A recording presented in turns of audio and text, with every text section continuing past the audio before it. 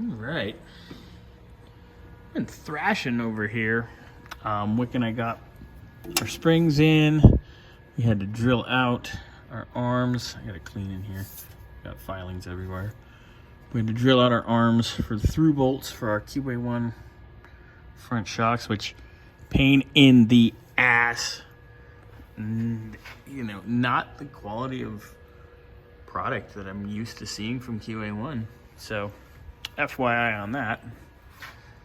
Got our uppers, our lowers, our spindles. All of our steering is mocked up. We have to obviously pin it and align things. Need to tighten down our arms. But a lot has gotten done. Wick, would you like to rant on video about these QA1s? Probably not. Pleads the fifth.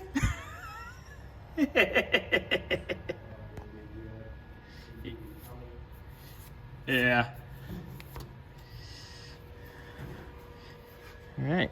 So, all is there.